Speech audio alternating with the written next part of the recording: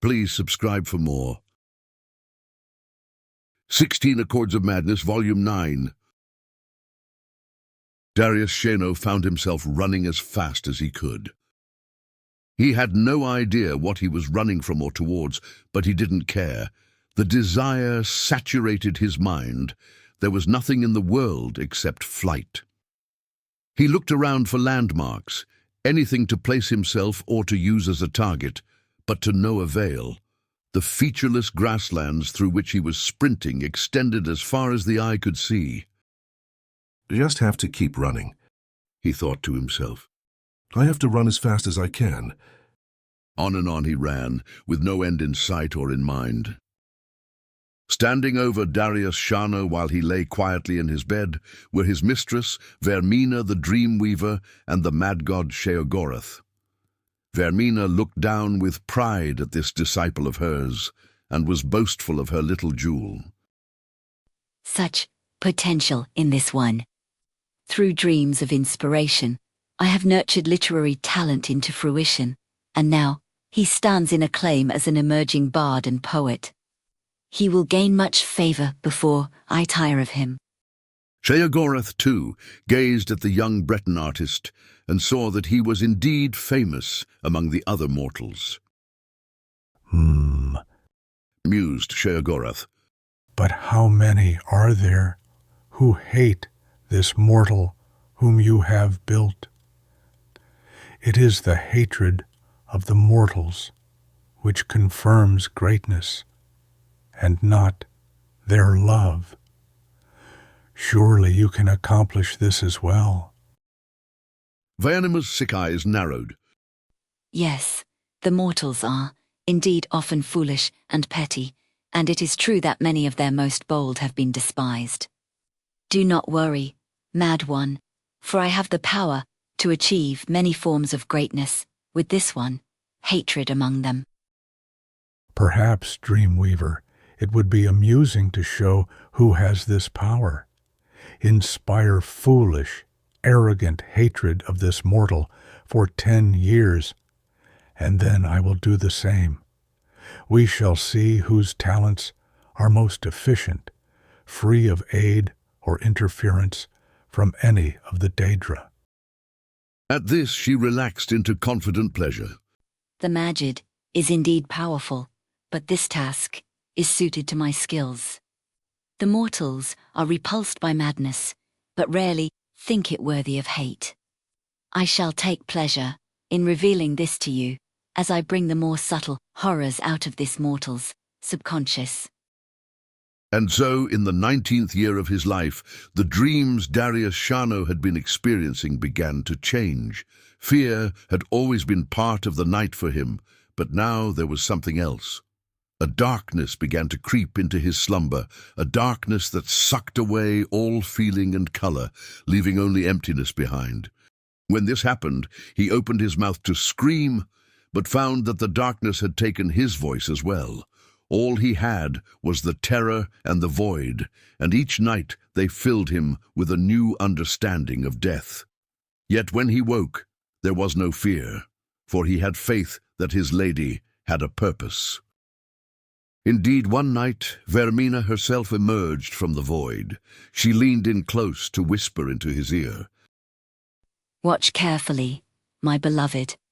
With that, she pulled the void away, and for hours each night she would reveal to Darius the most horrible perversions of nature. Men being skinned and eaten alive by other men, unimaginable beasts of many limbs and mouths, entire populations being burned. Their screams filled his every evening. In time, these visions gnawed at his soul, and his work began to take on the character of his nightmares. The images revealed to him at night were reproduced on the page, and the terrible cruelty and hollow vice that his work contained both revolted and fascinated the public. They reveled in their disgust over every detail. There were those who openly enjoyed his shocking material, and his popularity among some only fed the hatred of those who found him abhorrent. This continued for several years, while the infamy of Darius grew steadily. Then, in his 29th year, without warning, the dreams and nightmares ceased. Darius felt a weight lifted as he no longer endured the nightly tortures, but was confused. What have I done to displease my mistress? He wondered aloud. Why has she abandoned me? Vaermina never answered his prayers. No one ever answered, and the restless dreams faded away to leave Darius in long, deep sleeps. Interest in the works of Darius Shano waned. His prose became stale, and his ideas failed to provoke the shock and outrage they once had. As the memory of his notoriety and of his terrible dreams faded, the questions that raced in his mind eventually produced resentment against Vaermina, his former mistress. Resentment grew into hatred. From hatred came ridicule, and over time, ridicule became disbelief. Slowly, it became obvious. Vaermina had never spoken to him at all. His dreams were simply the product of a sick mind that had righted itself. He had been deceived by his own subconscious, and the anger and shame overwhelmed him. The man who once conversed with a deity drifted steadily into heresy. In time, all of the bitterness, doubt, and sacrilege focused in Darius a creative philosophy that was threaded throughout all of his subsequent work. He challenged the gods themselves, as well as the infantile public and corrupt state for worshipping them. He mocked them all with perverse caricatures, sparing no one and giving no quarter. He challenged the gods in public to strike him down if they existed, and ridiculed them when no such comeuppance was delivered. To all of this, the people reacted with outrage far greater than they had shown his previous work. His early career had offended only sensibilities, but now he was striking directly at the heart of the people. His body of work grew in size and intensity. Temples, nobles, and commoners were all targets of his scorn. Finally, at age 39, Darius wrote a piece entitled "The Noblest Fool," ridiculing the emperor god Tiber Septim for integrating into the pathetic Nine Divines cult. The local king of Dania, who had been humiliated by this upstart in the past, saw his chance. For his sacrilege against the empire, Darius Shano was executed with a ceremonial blade in front of a cheering crowd of hundreds. His last, bitter words were gurgled through a mouthful of his own blood.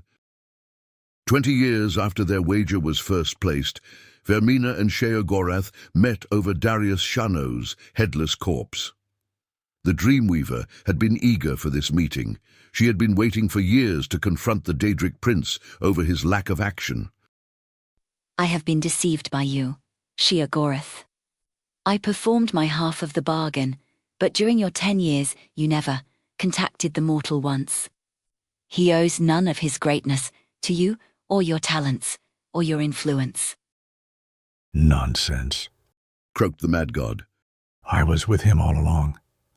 When your time ended and mine began, your whispers in his ear were replaced with silence.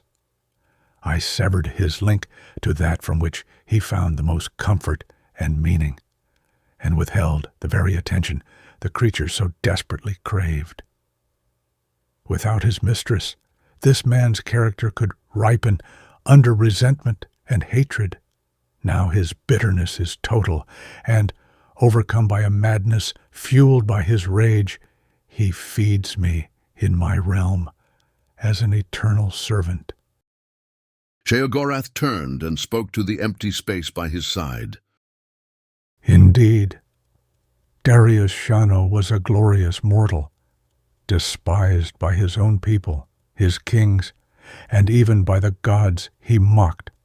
For my success, I shall accept 70 followers of Vaermina into my service, and the dreamers will awaken as madmen.